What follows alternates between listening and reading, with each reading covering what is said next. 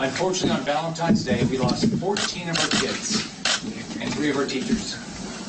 On a day that is supposed to celebrate love, they were brutally murdered in cold blood.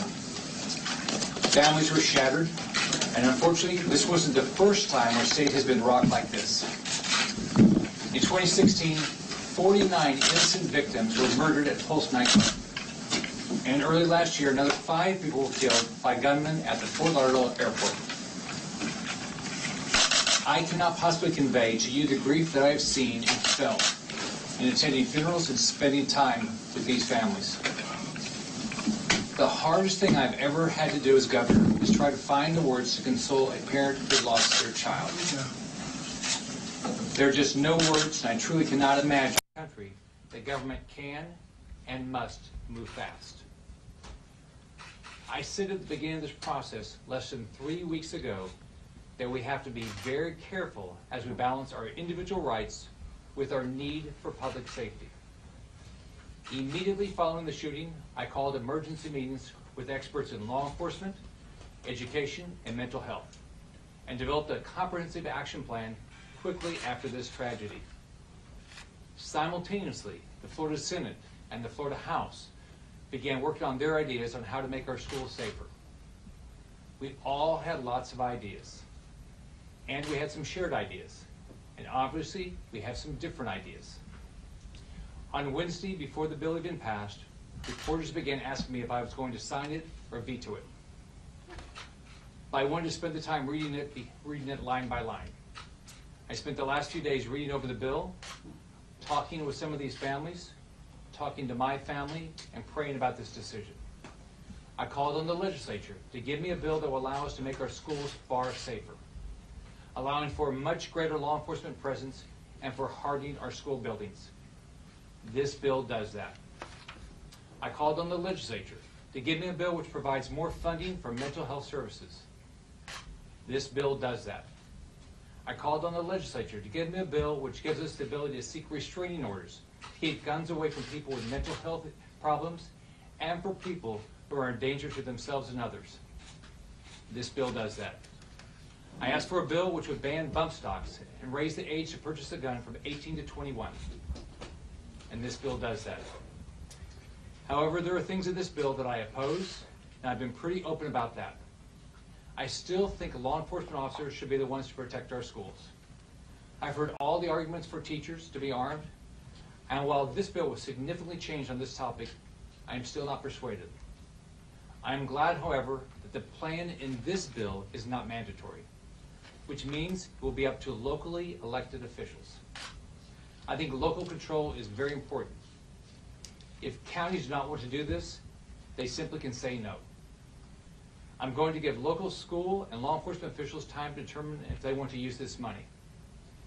I have already talked to the Florida legislature about redirecting funds that aren't used for this program for more law enforcement officers at our schools.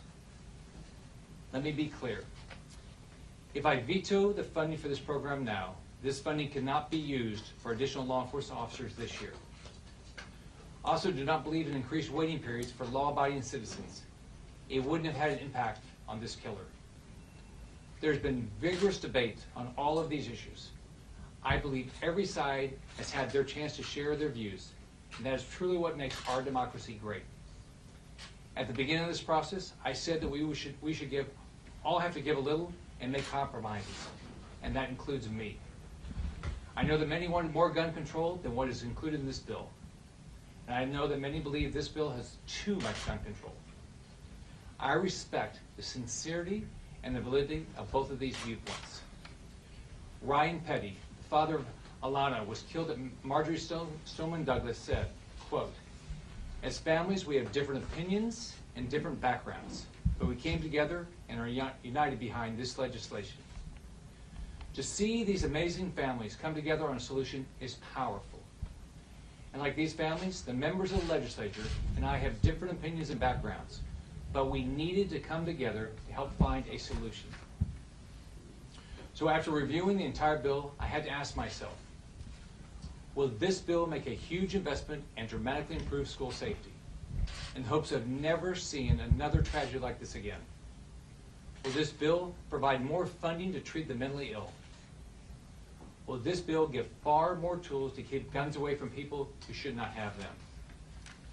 The answer to all three is yes. And that is why I'm signing the legislation today.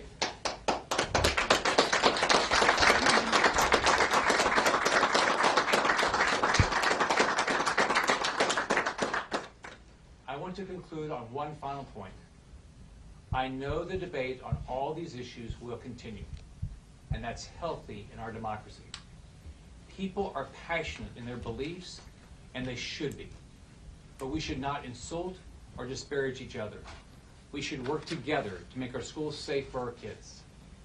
We have a lot of work ahead of us in order to enact these reforms and make our schools safer. This is the time for all of us to come together, roll up our sleeves, and get it done. Before I sign the bill, I would like to thank a few people who made today possible. Andy Pollack and Ryan Petty. Thank you for your efforts to get this bill done. You have been walking the halls of the Capitol for days, fighting to get this bill across the finish line. You have inspired all of us. Thank you for having the strength to fight as you continue to grieve.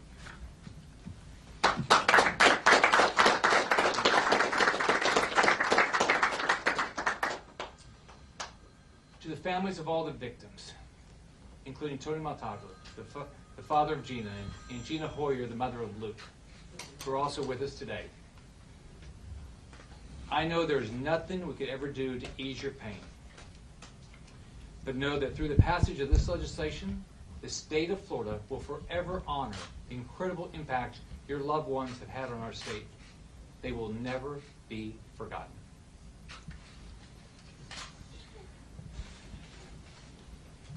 As Andy Pollack has said, we want him and all of these parents to be the last fathers and mothers to lose their children in a school shooting. We want the families of all the fallen teachers to be the last ones to lose their loved ones in our schools. Their actions, like those of Coach Aaron Feist, show how much they care about these kids. They deserve to be safe. To the students of Marjory Stoneman Douglas High School, you made your voices heard. You didn't let up, and you fought until it was changed. You helped change our state. You made a difference. You should be proud. I want to thank Senate President Joe Negron, President-designate Bill Galvano, House Speaker Richard Corcoran, Speaker-designate Jose Oliva for your hard work on this bill. I've had the opportunity to work with President Negron and Speaker Corcoran for many years. While this was the last piece of legislation we worked on together, this is certainly the most meaningful. This is also the very first bill I will be signing this year. I also want to recognize Senator Book, Senator Rader, Representative Moskowitz, Representative Jacobs, who represent the Parkland community. Thank you for your input and ideas throughout this entire process. Every student in Florida has a right to learn in a safe environment. And every parent has a right to send their kids to school knowing that they will return safely at the end of the day. Today, I am signing bipartisan legislation that will help us achieve that. I want to thank everybody standing up here, because everybody up here had an impact on getting this historic legislation passed. Now I'll sign it.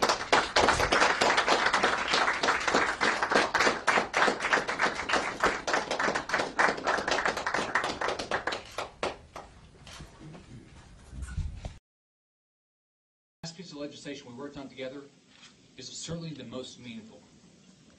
This is also the very first bill I will be signing this year. I also want to recognize Senator Book, Senator Rader, Representative Moskowitz, Representative Jacobs, who represent the Parkland community. Thank you for your input and ideas throughout this entire process. Every student in Florida has a right to learn in a safe environment.